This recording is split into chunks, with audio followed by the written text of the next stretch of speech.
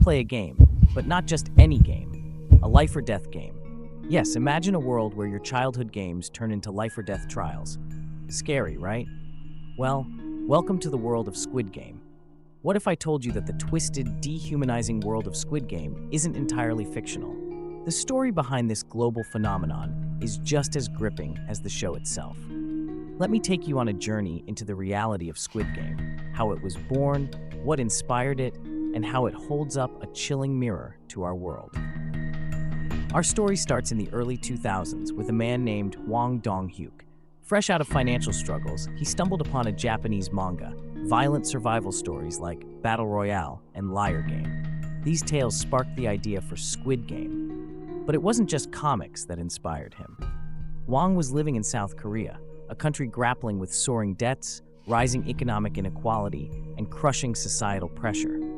Sound familiar? That's because Hwang didn't just create a show. He created a reflection of the world around him. Now here's the kicker. When Hwang first wrote the script in 2009, it was rejected by every studio he approached. They called it too violent, too unrealistic, and too dark. For 10 years, Squid Game sat still, waiting for the world to catch up. And catch up it did. By 2019, as global audiences became more open to diverse stories, Netflix recognized its potential, leading to the show's release in 2021. The timing was perfect. The COVID-19 pandemic had led to economic vulnerabilities worldwide, making the series' themes strikingly relevant. You see, in 2021, the global pandemic exposed the fragility of economies and the utter desperation of people everywhere. Suddenly, the story made sense. At one point, Hwang had to sell his laptop to make ends meet. Like Gi-hun, the protagonist, Hwang knew what it was like to struggle to survive. The character Cho Sang-woo, the educated but morally compromised friend, also represented Hwang's experience of societal expectations and personal failures. But why did Hwang choose children's games as the backbone of his story? Because they're universal. Whether you grew up in Seoul, New York, or a remote village, you've played games like these.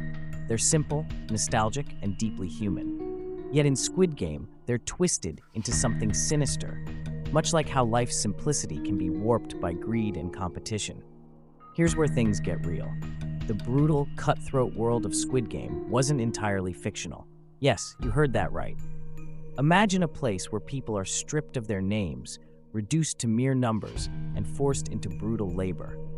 Brothers Home, a real-life rehabilitation facility in South Korea during the 1970s and 1980s. The facility, that was supposed to be a welfare center, was supposed to feed and teach what the government called vagrants, many of them minors, and train them for jobs.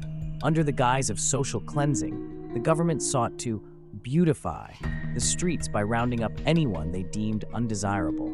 Homeless individuals, street children, or even unlucky passersby. There was a vehicle used to transport people to Brothers Home. A former employee of the Brothers Home bore witness to atrocities he could no longer ignore. He described children being dragged by their hair, detainees beaten unconscious, and bodies mysteriously disappearing. One night, he watched as a detainee succumbed to injuries after relentless abuse. The next day, the body was gone, and staff warned everyone to stay silent. It's alleged that his revelations in the 1980s helped bring attention to the horrors inside, but not before thousands suffered in silence. Survivor testimonies paint a bleak picture. People weren't sent to the Brothers' Home because they were criminals. They were sent because they were vulnerable. A man waiting at a bus stop was arrested for vagrancy and sent to the facility despite having a home and family. Once inside, their identities were erased. Uniforms replaced their clothes, eerily similar to how Squid Game contestants are stripped of individuality. The living conditions were a nightmare.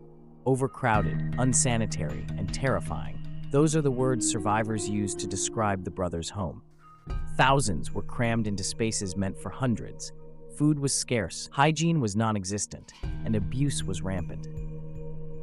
Detainees worked 12 to 16 hours a day in grueling conditions, from farming to manufacturing goods. The profits? They went straight into the pockets of the facility's corrupt operators. Detainees were forced to slave labor without pay. Women and children were especially vulnerable. enduring unspeakable abuse from both staff and fellow detainees. Reporting these crimes was unthinkable. Fear ruled the facility. The death toll inside the brothers' home remains unknown. These deaths were covered up. Survivors report that families were rarely informed. They often assumed their loved ones had disappeared or died. Some survivors have shared emotional stories of reconnecting with their families after years of presumed absence. One survivor tearfully recounted watching a fellow detainee beaten to death over a minor infraction. They took his body away and told us, "This is what happens when you disobey." I'll never forget the sound of that warning. Like the brothers' home detainees, Squid Game players are reduced to numbers, dehumanized for the benefit of those in power. The grueling life-or-death challenges in Squid Game echo the forced labor conditions of detainees, where survival often came at the expense of someone else's life. Both the brothers' home and Squid Game show how societal structures trap the most vulnerable, turning their desperation into a spectacle for the powerful. 2009, South Korea witnessed the Sangyong motor labor strike, where over 2,600 laid-off workers clashed violently with police. Thousands of desperate people, betrayed by the system, fought for their survival. Hwang drew inspiration heavily from this event, making the show a chilling allegory for what happens when society pushes people to their limits. The theme of overwhelming debt wasn't just for drama, either. Let's talk aesthetics. The labyrinth-like staircase? Inspired by M.C. Escher's artwork, it represents the confusion and endless struggles of life. Even the color palette, pink, green, and red, was carefully chosen to evoke both childhood innocence and the blood-soaked reality of the games. And the games themselves? They're not random. Each one reflects a deeper societal truth. Take the tug-of-war scene, for instance. It's not just a game. It's a lesson in teamwork, strategy, and how society pits people against each other to survive. When Squid Game hit Netflix in September 2021, no one, not even Hwang, could have predicted its success. It became Netflix's most watched show ever, with over 111 million viewers in just 28 days. But why did it resonate so deeply? Because Squid Game isn't just a show, it's a wake-up call.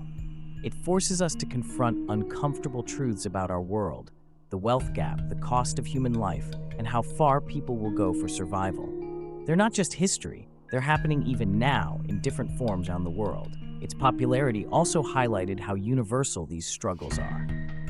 In the end, Squid Game is more than just a thrilling series. It's a reminder that behind every contestant in the game is a real person with real struggles. And as you watch the players fight for their lives, you just can't help but wonder, in their shoes, what would you do? Squid Game forces us to ask tough, haunting questions. How far would you go to survive?